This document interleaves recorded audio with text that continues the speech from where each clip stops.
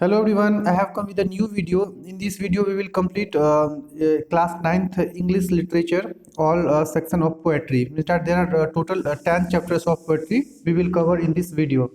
So they are, chapter number 1 is given, The Road Not Taken. Second, Wind. Third, The Rain on the Roof. Fourth, The Lake and the Isle of Innisfree. And fourth is A Legend of the Northland.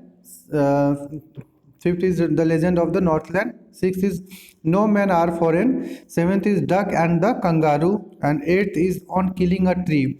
Ninth is The Snake Trying. And tenth is The Slumber. Slumber did my spirit seal. So after all, we will cover these all chapters in one video. That will be really very helpful for you. So let's start with the first lesson number 1. It's The Road Not Taken. We are starting from here.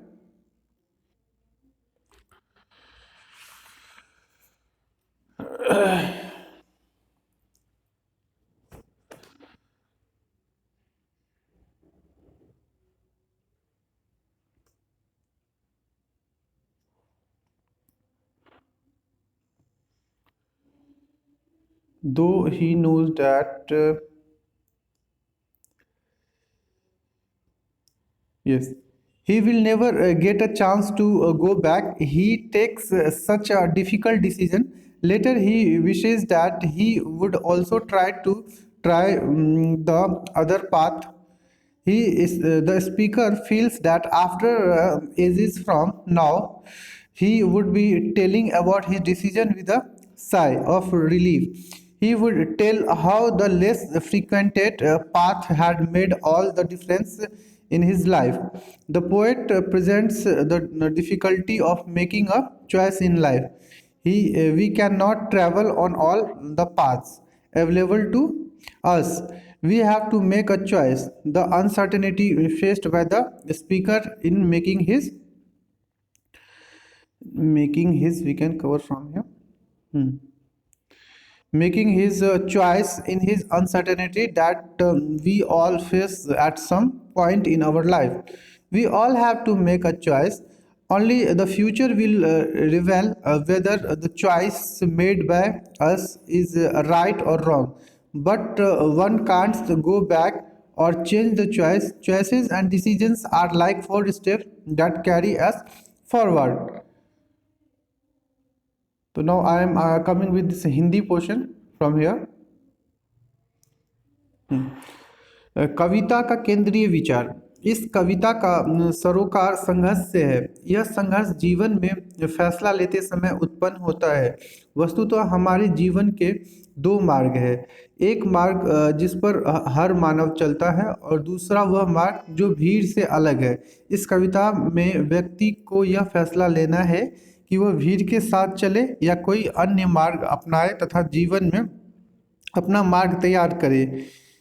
उसका अपना व्यक्तित्व है, वह उन साधारण चीज़ों को करने से सिर्फ इसलिए इनकार करता है क्योंकि उसे हर कोई करता है। अंत में उस मार्ग पर चलने का फैसला लेता है जिस पर राही कम है। अब वह यह भी जानता है कि यह उसके लिए उचित होगा। साथ ही वह यह भी स्वीकार करता है कि यदि उसने यह फैसला नहीं लिया होता तो वह इसके नतीजे से अनभिज्ञ रह जाता। अब हम लोग पढ़ते हैं कविता का सार, जो थीम ऑफ द पोएम है। इसमें क्या होता है उसके बारे में। हाँ, कविता के साथ। एक दिन वक्ता अकेला टहलते हुए उस स्थान पर पहुंचता है जहां सड़क दो भागों में विभाजित होती है। वह अनिश्चितता की स्थिति का सामना करता है। वह सोचता है कि अपनी यात्रा को अग्रसर रखने के लिए कौन से मार्ग या सड़क का चुनाव करे। मार्ग के चुनाव के संबंध में वह किंग त्रव्य विमूढ़ है। वह लंबे समय तक ठहरता है। उसे किस मार्ग का चुनाव करना चाहिए इस संबंध में वह ध्यानपूर्वक सोचता है। फिर वह उस रास्ते पर चलने का फैसला करता है जिस पर बहुत कम यात्रियों ने अपनी यात्रा की हो। वह महसूस करता है कि इस फैसले का उसके भावी जीवन पर व्यापक प्रभाव पड़ेगा। वह दूसरा मार्ग या अन्य अवसर के लिए सुरक्षित रखता है। यद्यपि वह जानता है कि पीछे लौटने का अवसर उसे शायद मिलेगा, तथापि वह इस तरह का कठिन फैसला लेता है। अंत में उसकी इच्छा है कि वह अन्य मार्ग को भी प्रयोग करे। वक्ता महसूस करता है कि एक लंबे अंतराल के बाद वह अपने फैसले का संतोषपूर्वक बखान भी करेगा। वह यह जाहिर करेगा कि उसके जीवन में कठिन मार्ग ने उस किस प्रकार अंतर उत्पन्न कर दिया है। यहाँ तक हमने कर लिया। अब हम लोग ये वाला पोर्शन कंप्लीट कर लेंगे यहाँ से। कवि जीवन में फैसला लेने से संबंधित कठिनाइयों को प्रस्तुत करता है। वह करता है, हम सभी उपलब्ध मार्गों पर यात्रा करने में असमर्थ हैं। हमें चुनाव करना है। अपने जीवन में चुनाव करने की वक्ता के द्वारा सामना की गई अनिश्चितता का सरोकार इस निश्चितता से है जिसका हम सभी लोग अपने जीवन के किसी न किसी पड़ाव पर सामना करते हैं।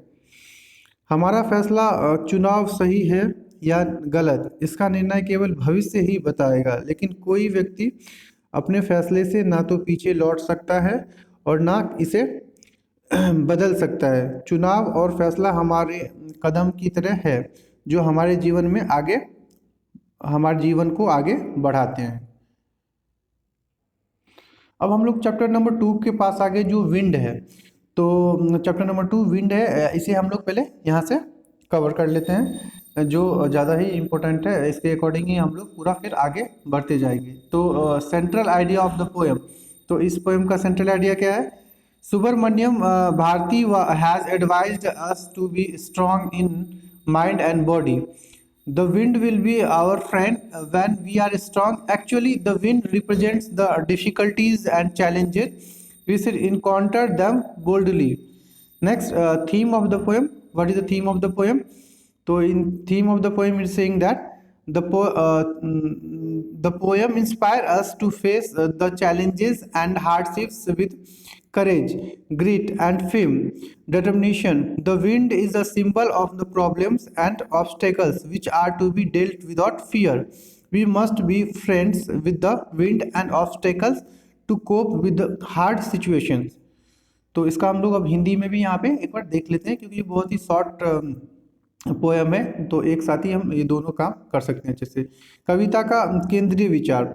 सुब्रमण्यम भारती का सुझाव है कि हमें मन और शरीर से मजबूत रहना चाहिए। यदि हम ताकतवर हैं तो पवन हमारा मित्र होगा। वस्तुतः पवन कठिनाइयों और चुनौतियों का सूचक है। हम लोगों को इसका सामना डटकर करना चाहिए। तो कविता के सार में अगर हम लोग जाते हैं तो कविता का सार है कि इस कविता से हमें चुनौतियों और कठिनाइयों का सामना साहस, धैर्य तथा दृढ़ निश्चय के साथ करने की प्रेरणा मिलती है।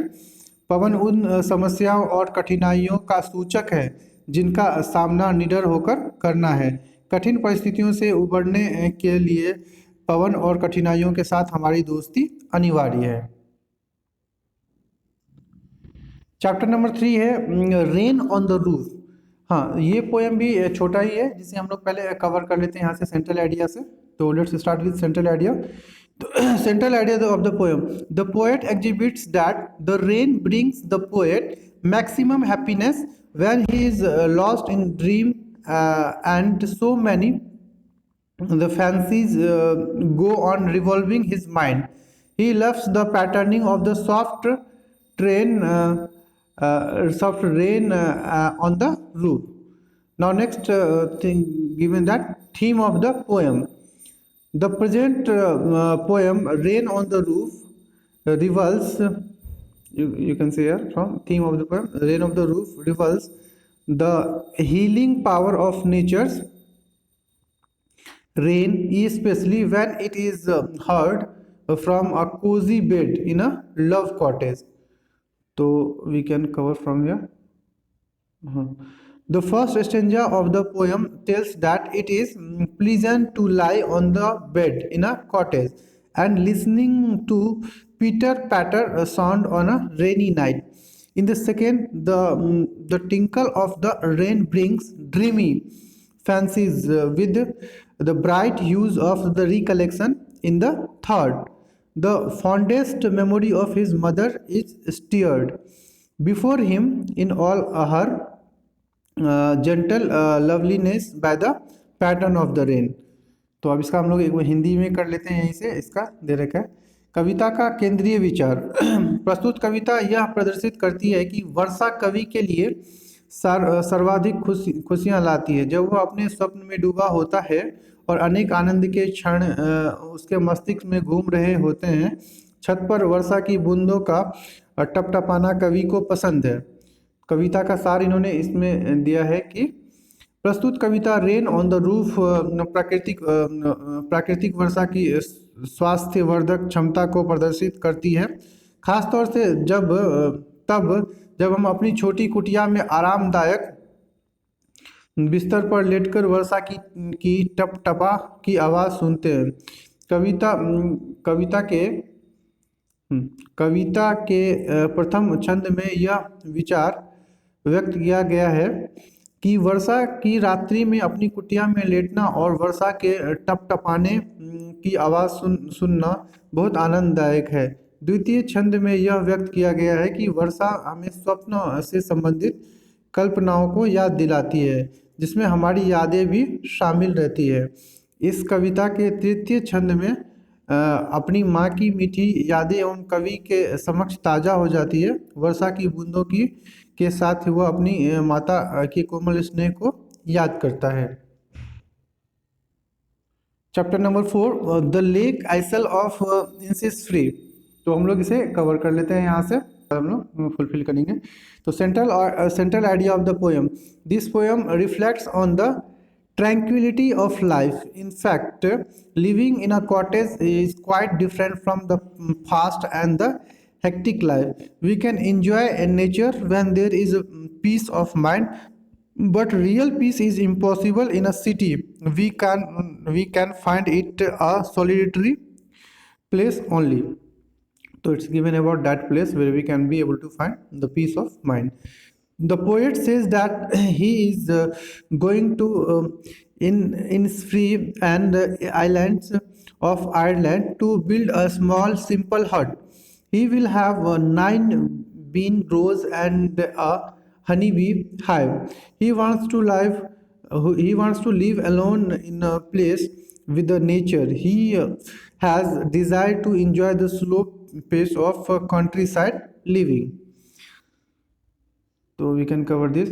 At last, the poet speaks that every night he hears the lake water lapping against the shore. Even though who lives in a city with the crowded roads, he is drawn to the rural sounds of the Innisfree. The poet is attracted to the sound made by rustling trees. Of course, he has desired to keep himself aloof from the bustling sound of buses from some time. तो इसका हम लोग केंद्रीय विचार भी यहाँ पे कर सकते हैं, हिंदी में भी एक्सप्लेनेशन है, उसको भी हम लोग कर लेते हैं एक बार अच्छे से। तो कविता का केंद्रीय विचार, यह कविता जीवन की शांति को प्रतिबिंबित करती है। वास्तव में कुटिया में जीवन व्यतीत करना भागदौड़ वाले जीवन से पूर्णतः अलग है।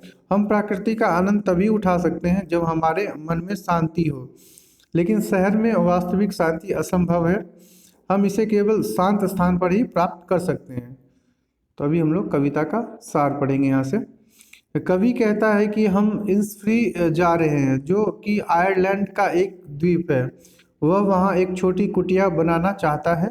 वहाँ 9 फलियों की पंक्तियाँ और मधुमक्खियों का छत्ता होगा। वह प्राकृतिक वातावरण में शांति के साथ अकेला रहना चाहता है। उसकी इच्छा ग्रामीण क्षेत्र में सहज जीवन व्यतीत करने की है। अंत में कवि कहता है कि नित्य रात्रि में वह झील के पानी को किनारे से टकराते हुए सुनता है। यद्यपि वह उस शहर में रहता है जिसकी सड़कें भीड़ वाली है, वह इन इंसफ्री के मधुर ध्वनि के प्रति आकर्षित है। वह कवि पेड़ों की सरसराहट से मोहित है। निसंदेह वह स्वयं को बसों की खड़खड़ाहट भरी आवाज़ से अलग रखना चाहता है। तो अभी हम लोग लेसन 5 कर लेते हैं, poem number 5, a legend of the Northland. तो पहले हम लोग यहाँ से एक बार इसका सेंट्रल आइडिया कंप्लीट कर लेते हैं। तो central idea of the poem. This poem puts forth the idea that we should not be selfish and always help the needy. A selfish person has no satisfaction in life. The theme of the poem. Now you can see here. The Northland. The Northland is a very cold region covered with snow. Its closeness to the North Pole gives this place a cold weather with very few hours of sunlight. The poetess has written that here the hours of the day are few and nights are long. In winter, the people are unable to spend the whole night sleeping. The poetess does not believe in the authenticity of the story, yet she is tempted to share the story. So we can cover from here. Once Saint Power has on his usual round of traveling and purging people, he felt hungry. He chanced upon an old cottage where a little woman was making cakes. Saint Peter went near the woman and asked for some cake to eat. The little woman started to bake a small cake for him. After the cake was done, she found it too big to be given for free. So she decided to bake an even smaller cake. This went to on and on till she made a wafer for Saint Peter.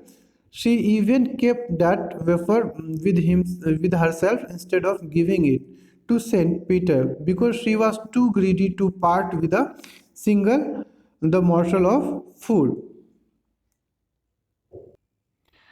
Now we can complete from here. There are more points here. On observing her greed, Saint Peter became very angry at her. He said that she was too selfish to deal in human form.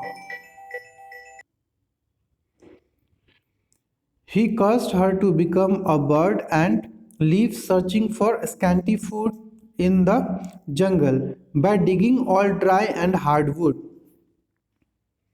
So now next point are given. After Saint Peter's curse, the little woman went up through the chimney and turned into a woodpecker. Her whole body turned to coal black because of going up through the chimney. Her red cap turned into the red scarlet of the woodpecker. After the people see her in the forest where she lives by boring the dry wood in search of food. So we are covering this in Hindi also. कविता का केंद्रीय विचार। इस कविता का केंद्रीय विचार यह है कि मनुष्य को स्वार्थी नहीं होना चाहिए और जरूरतमंद को हमेशा मदद करनी चाहिए। स्वार्थी के जीवन में संतुष्ट का अभाव होता है। कविता का सार, तो इसमें इन्होंने दे रखा है कि नॉर्थलैंड एक ठंडा प्रदेश है जो कि बर्फ से ढका रहता है। नॉर्थ पोल के निकट होने के कारण यह प्रदेश अत्यधिक ठंडा रहता है और सूर्य की रोशनी भी वहाँ कम दिखाई देती है। कवित्री के अनुसार यहाँ शुष्क समय कम रहता है और शरद ऋतु में रातें लंबी होती है। लोग पूरी रात सोकर गुजारने से असमर्थ हैं। लेकिन इस कविता की प्रामाणिकता के संबंध में कवित्री आश्वस्त नहीं है, लेकिन फिर भी वे इस कहानी को सुनाने के लिए लालायित है। तो हम लोग यहाँ से एक बार इसको कंप्लीट कर लेते हैं। एक बार एक संत पीटर भ्रमण और लोगों के लिए धर्मोपदेश के अपने साधारण दौरे पर थे। उन्हें भूख लगी थी।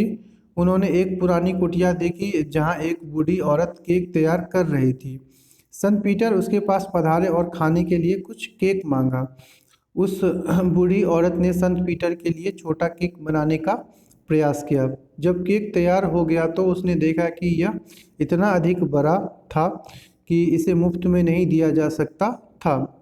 अतः उसने और छोटे केक अतः उसने और छोटे केक बनाने का फैसला किया। यह कार्य तब तक चलता रहा जब तक कि उसने उसने संत पीटर के लिए पापड़ जैसा केक तैयार नहीं कर लिया। संत पीटर को यह केक देने के बजाय उसने केक को अपने पास रख लिया, क्योंकि वह इतना अधिक लालची थी कि किसी को एक और खाना भी नहीं देना देना नहीं चाहती थी। उसके लालच को देखकर संत पीटर को गुस्सा आ गया। वे बोले कि वह बूढ़ी औरत इतना अधिक स्वार्थी है कि वह मनुष्य के रूप में नहीं रह सकती। उन्होंने उस औरत को पक्षी बन जाने का श्राप दिया और जंगल में अल्प भोजन की तलाश में जीवन व्यतीत करने के लिए छोड़ दिया। यह कठोर जंगल में अपने चोंच से भोजन खोद खोद कर निकालने के लिए छोड़ दी गई। इसके बाद संत पीटर ने से शापित होने के बाद वह बूढ़ी औरत चिमनी के रास्ते बाहर निकल गई और कठफोड़वा में रूपांतरित हो गई। उसका शरीर कोयला जैसा काला हो गया, क्योंकि वह चिमनी के रास्ते बाहर निकली थी। उसकी लाल टोपी उसकी लाल टोपी कठफोरवा के लाल पंख में रूपांतरित हो गई। इसके बाद लोग उसे जंगल में देखते हैं, जहां वह भोजन की तलाश में कठोर लकड़ी को अपने चोंच से खोद खोद कर जीवित रहती है। तो इस तरह से हमने इसको कंप्लीट कर लिया और अब हम लोग नेक्स्ट लेसन में नेक्स्ट चैप्टर पढ़ेंगे। तो अभी हम लोग चैप्टर नंबर 6 कर लेते हैं, नो मैन आर फॉरेन। तो इसका मैं शॉर्ट में फटाफट से इसको हम लोग यहाँ से कंप्लीट कर लेते हैं। तो central idea of the poem, central idea of in the poem no men are foreign, the poet tells us not to distinguish people on the basis of their appearance, religion, reason, etc. People of the whole world are brothers. All people are born, wear clothes, eat food, and at last die and buried in the same earth. All of us have same kinds of body parts, but it is we who define the earth by the heating and fighting with each other. So now the theme of the poem you can complete from here. So theme of the poem, saying that the theme of the poem no men are foreign is about all human beings. The poet tells that all human beings on the earth are brothers and are the same. He tells us that all of us need sun, air, water, and clothes to cover the same kind of body. All walk on the same kind of land. All are fed by the harvest, and after death, all are buried in the same land. We do the same work. We do the same work, all of us on earth, sleep and wake up, love and want to be loved. It is the human beings who hate others. We defile the earth and we all live on by hating and fighting with one together. It is we who pollute the air and we all breathe the serve our purpose, and without taking into consideration it is bad impact on other people. तो हम लोग इसका हिंदी भी यहाँ से cover कर लेते हैं फटाफट से। तो कविता का केंद्रीय विचार, सेंट्रल आइडिया क्या है इसका, नो मैन आर फॉरेन। कविता में कवि इसे कहता है कि लोग को बाहरी रूप, रंग, धर्म, क्षेत्र इत्यादि के आधार पर नहीं देखना चाहिए। समस्त संसार के लोग आपस में भाई भाई हैं। सभी लोग समान रूप से जन्म लेते हैं, कपड़े पहनते हैं, खाना खाते हैं और अंत में मृत्यु को प्राप्त करते हैं तथा इसी धरती में दफनाए जाते हैं। हम सभी के शारीरिक अंग समान हैं, लेकिन हमने ही आपस में झगड़ कर और द्वेष फैलाकर पृथ्वी को समरसता को खराब कर दिया है। पृथ्वी की समरसता को हमने खराब कर दिया है, इन्होंने अपने सेंट्रल आइडिया में कहा है। तो कविता का सार, यह कविता नो मैन आर फॉरेन कहती है कि सभी मानव समान है। इस कविता में कवि कहता है कि पृथ्वी के सभी मानव एक दूसरे के भाई हैं तथा समान है। हम सभी को धूप, हवा, पानी और शरीर को ढकने के लिए कपड़े की आवश्यकता पड़ती है। सभी एक ही तरह की धरती पर चलते हैं। खेती से हमें भोजन मिलता है और मृत्यु के पश्चात हम एक समान रूप से एक ही जमीन पर दफन किए जाते हैं। हम समान कार्य करते हैं। हम सब पृथ्वी पर सोते हैं तथा उठते हैं। मैं कवर कर लेता हूँ एक बार।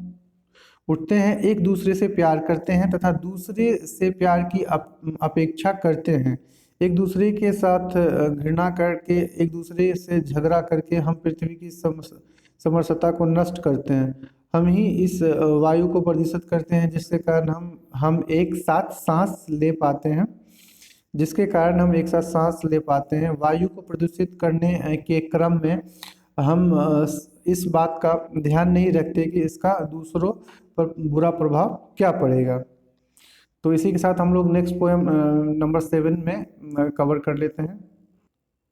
Question number 7, the duck and the kangaroo. तो इसका हम लोग पहले सेंट्रल आइडिया फटाफट से कवर कर लेते हैं यहाँ से। तो सेंट्रल आइडिया क्या है पोएम का? In the poem the duck and the kangaroo, the poet tells us that we can get any difficult work done by others if we have the virtues of sweetness, politeness and obedience. The duck requests the kangaroo to make her visit the beautiful world by allowing her to ride on his back. The kangaroo accepts her wish because of her sweetness and politeness. Now we can complete from here. Politeness. The kangaroo tells the duck about her wet cold feet. At this, the duck buys 4 pairs of woolen socks and cloak to cover herself. Besides, she assures the kangaroo that she would smoke cigar too. Thus, the kangaroo lets her ride on his tail, and they went for a pleasure to the world. तो हम लोग यहाँ से short summary इसका complete कर लेते हैं। In this poem, the duck tells the kangaroo that her life is bored in the pond and she wants to visit the beautiful world, but she is unable to do so as she cannot hop like kangaroo. She requests the kangaroo to allow her ride on his back. She assures the kangaroo that she would not speak anything except quack. The kangaroo tells the duck to let him consider about this. Then the kangaroo tells the duck that her wet and cold feet can cause him rheumatism. The duck sits on the rock and thinks about the solution of the problem. Then she buys 4 pairs of woolen socks and a cloak to make herself warm. She also assures the kangaroo that she would smoke cigar too. Eventually, the kangaroo accepts the request of the duck. He tells the duck to sit steady and quiet at the end of his tail. They hopped the whole world 3 times and both felt very happy. तो इसमें कविता का केंद्रीय विचार दिया गया है। The duck and the kangaroo नामक कविता में कवि हमसे कहते हैं कि हम दूसरों से कभी किसी प्रकार का कठिन काम करवा सकते हैं यदि हमारे अंदर माधुर्य, नम्रता और आज्ञाकारिता जैसे अच्छे गुण हो। बत्तख कंगारू से यह निवेदन करती है कि वह उसे अपनी पीठ पर बिठाकर खूबसूरत विश्व की यात्रा पर ले चले। कंगारू ने उसकी विनती को उसके शब्दों की मिठास तथा विनम्रता नम्रता के कारण स्वीकार कर लिया। उसके बाद कंगारू ने बत्तख से उसके भीगे तथा ठंडे पैरों के बारे में कहा। इस पर बत्तख ने 4 जोड़ी ऊनी जुराबे तथा एक लबादा खरीदा ताकि अपने को ढक सके। इसके अलावा उसने कंगारू को आश्वस्त किया कि वह सिगार का भी सेवन करेगी। इस प्रकार कंगारू ने बत्तख को अपनी पूंछ के ऊपर बिठा लिया तथा वे विश्व भ्रमण की आनंददायक यात्रा पर निकल पड़े। इसका शॉर्ट समरी दिया गया, संक्षिप्त सारांश। इस कविता में एक बत्तख एक कंगारू से कहती है कि वह तालाब में रहते रहते ऊब गई है और वह सुंदर विश्व का भ्रमण करना चाहती है, परंतु वह ऐसा करने में असमर्थ है क्योंकि वह कंगारू जैसी छलांग नहीं लगा सकती। वह कंगारू से अपनी पीठ पर बिठाने का आग्रह करती है। वह कंगारू को इस बात का आश्वासन देती है कि वह क्वैक के सिवाय कुछ नहीं बोलेगी। कंगारू बत्तख से कहता है कि वह उसे इस बारे में विचार करने दे। इसके बाद कंगारू ने बत्तख से कहा उसके भीगे तथा ठंडे पांव से उसे गठिया का रोग हो सकता है। बत्तख एक चट्टान पर बैठ गई तथा इस समस्या के समाधान के विषय में सोचने लगी। इसके बाद उसने 4 जोड़ी ऊनी जुराबे तथा एक लबादा खरीदा ताकि अपने को ढक सके। उसने कंगारू को आश्वस्त किया कि वह सिगार का भी सेवन करेगी। अंतरोगत्वा कंगारू ने बत्तख के निवेदन को स्वीकार कर लिया। उसने बत्तख से कहा कि वह उसकी पूंछ के अंतिम छोर पर स्थिर होकर बैठ जाए। उन्होंने पूरे विश्व के 3 बार चक्कर लगाए तथा पूरे आनंद का अनुभव किया। अब हम लोग नेक्स्ट पोएम का कवर कर next poem number 8 on killing tree अभी हम लोग यहाँ से कवर कर लेते हैं। तो मैं आता हूँ सेंट्रल आइडिया की तरफ। तो आप देख सकते हैं सेंट्रल आइडिया में in this poem there is a beautiful ironic statements written by the poet about killing a tree. Actually he means its opposite. He taunts how trees are being killed but they mustn't. He further says that a tree is hard to kill with a knife. The tree takes years to grow from the earth. He says that to kill a tree its roots must be pulled out entirely from the soil. So we can complete this full from here, from the soil. This poem also conveys a message that the tree are our lifeline, so they must not be killed. He instructs how a tree is killed. He gives out the message that trees are something pious and like human beings. He conveys that the tree is very deep rooted and cannot be wiped out easily. He indicates and compares it with the evil, which is also deep rooted in the surroundings and cannot be uprooted so easily without changing the environment. So now we can complete the theme of the poem.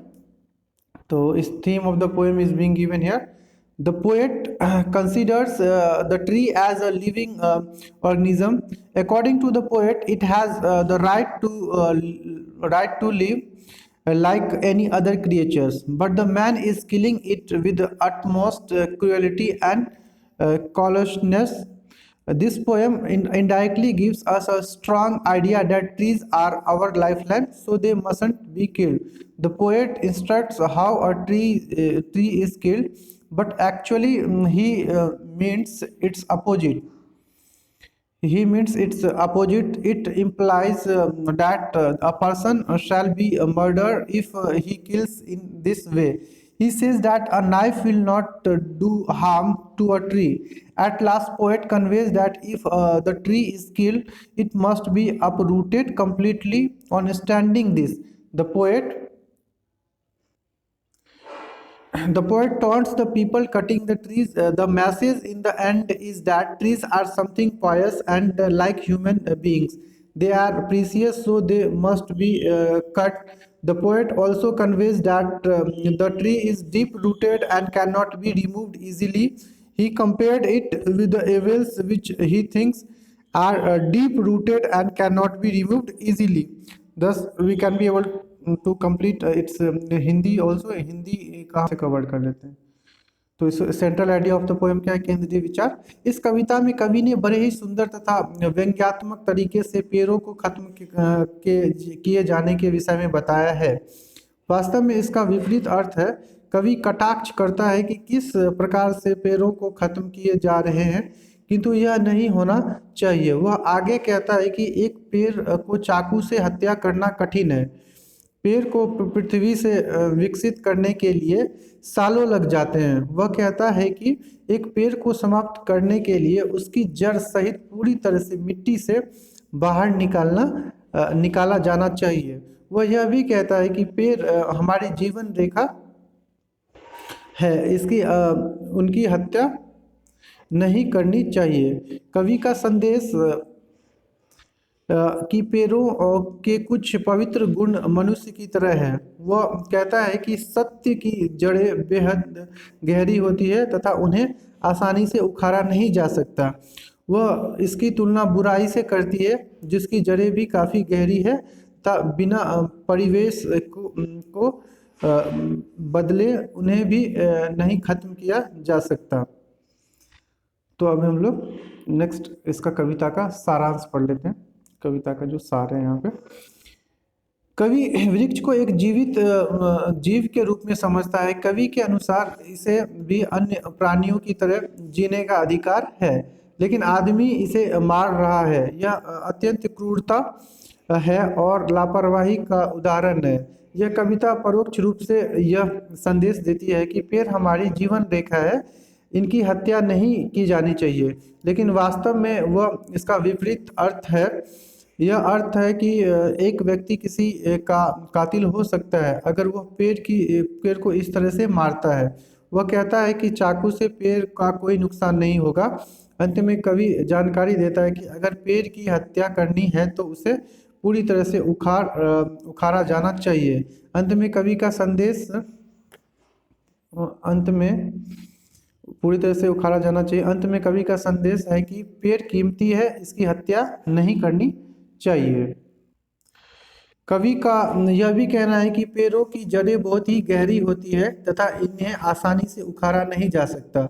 वह इसकी तुलना बुराई से करता है जिसकी जड़ें भी बहुत ही गहरी होती है तथा इन्हें आसानी से खत्म नहीं किया जा सकता है। नेक्स्ट पोएम नंबर 9 में हम लोग नेक्स्ट पोएम लेसन कंप्लीट करेंगे। अभी पोएम नंबर 9 है यहाँ पे, द स्नेक ट्राइंग। तो इसका हम लोग फटाफट से सेंट्रल आइडिया पहले कवर कर लेते हैं। यहाँ से central idea of the poem. In the poem The Snake Trying, the poet tries to say that all snakes are not poisonous. Some of them are quite harmless. It is foolish to kill a snake as soon as we see it. Even if a snake is poisonous, it will do us no harm if it does not see any danger from us. A danger always bites in a self-protection only. Otherwise, it is harmless as any other creature. But sadly, human beings always try to kill a snake as soon as they see it. So we can see here and complete its theme of the poem. Theme of the poem given in the poem The Snake Trying is the first stanza. The poet describes how a snake is trying to get away from a man who is chasing him with a stick. The movement of a snake is graceful and elegant. The way of the curves in the water is quite remarkable to look at.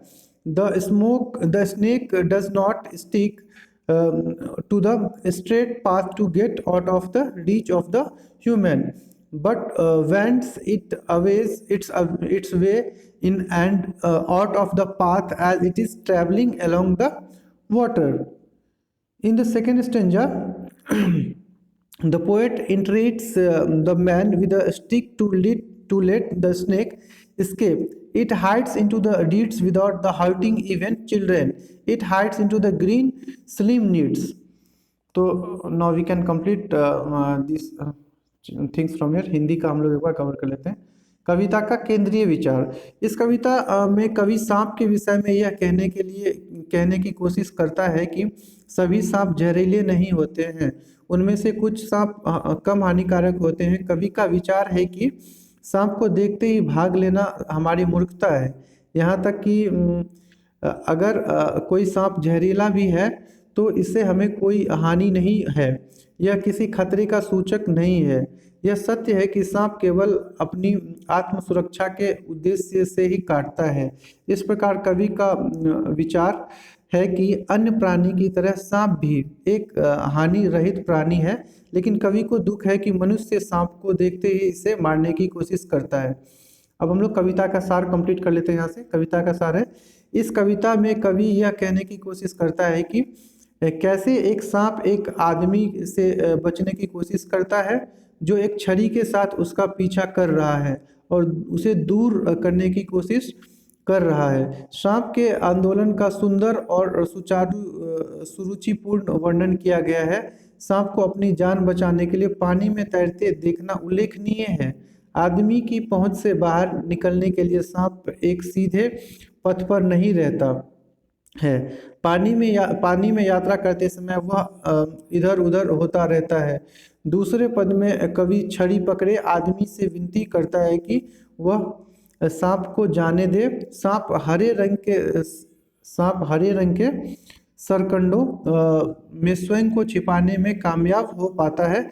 इस तरह उसके प्राण बच पाते हैं। अब हम लोग लास्ट पोएम नंबर 10 कंप्लीट करेंगे। तो पोएम नंबर 10 है और ये लास्ट पोएम है इस बुक का, तो हम लोग इसे कंप्लीट करेंगे। A slumber did my spirit seal.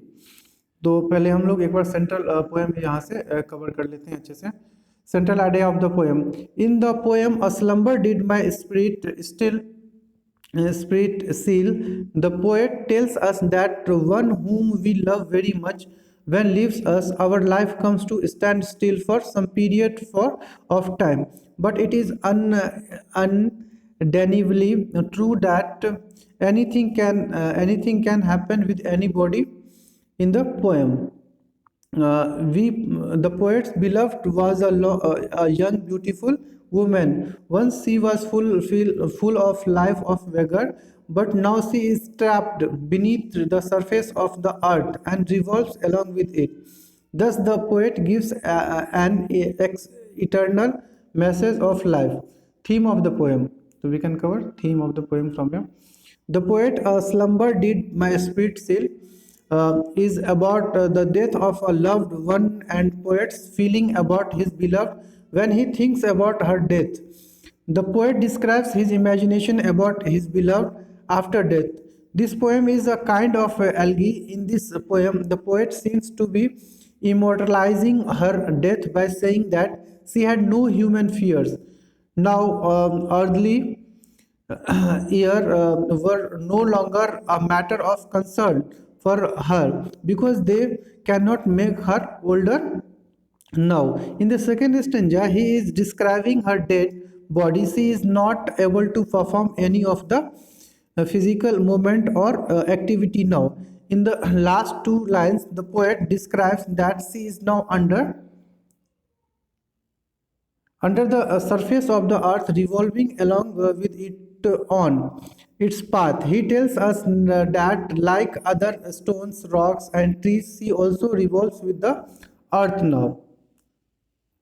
तो हम लोग एक बार हिंदी में से कवर कर लेते हैं। हिंदी का कविता का केंद्रीय विचार है, a slumber did my spirit seal नामक कविता में कवि हमसे कहता है कि जिसे हम बहुत अधिक प्यार करते हैं वो जब हमें छोड़कर चला जाता है तो जीवन कुछ समय के लिए गतिहीन हो जाता है, किंतु यह एक अकाट्य सत्य है कि किसी के साथ कुछ भी हो सकता है। इस कविता में कवि की प्रिय एक युवा तथा खूबसूरत महिला थी। एक समय वह जिंदगी को पूरे उत्साह और जोश के साथ जीती थी, लेकिन अब वह जमीन के नीचे बंधकर पृथ्वी के साथ घूम रही है। इस प्रकार कवि जीवन का शाश्वत संदेश देता है। तो अब हम लोग कविता का सार कंप्लीट करते हैं यहाँ से। Slumber did my spirit seal, किसी प्रिय की मृत्यु और कविता द्वारा किसी आत्मीय की मौत के बारे में सोचने से संबंधित भावनाओं के बारे में है। कवि अपने प्रिय की मृत्यु से संबंधित कल्पना का वर्णन करता है। यह कविता एक शोक गीत की तरह है। इस कविता में कवि यह कह रहा है कि उसे अब कोई मानवीय डर नहीं है, उसकी मृत्यु को अमरत्व प्रदान करना चाहता है। अब पृथ्वी के वर्ष उसके लिए कोई चिंता का विषय नहीं रह गए, क्योंकि वह अब उसे उम्रदराज नहीं बना सकते हैं। दूसरे पद्य में वह उसके मृत शरीर का वर्णन कर रहा है। अब वह अपना कोई शारीरिक क्रियाकलाप अथवा गति करने में सक्षम नहीं है। अंतिम दो पंक्तियों में कवि यह कहता है कि अब वह जमीन के नीचे अपने पथ पर घूम रही है। वह कहता है कि अन्य पत्थरों, चट्टानों तथा पेड़ों की तरह वह भी पृथ्वी के साथ घूम रही है। और इसी के साथ हमने क्लास 9th लिटरेचर का जितने भी पोएम सेक्शंस था वो सारा कंप्लीट कर लिया है। और वीडियो थोड़ी लंबी हुई है, लेकिन इसमें आपका सारा पोएम कवर हो गया। तो आप अपना रिवीजन अच्छे से रखिए और ये पॉइंट्स आपके लिए बहुत ही इम्पोर्टेंट होगा। और मैं नेक्स्ट वीडियो में नेक्स्ट पोर्शन कवर करूँगा।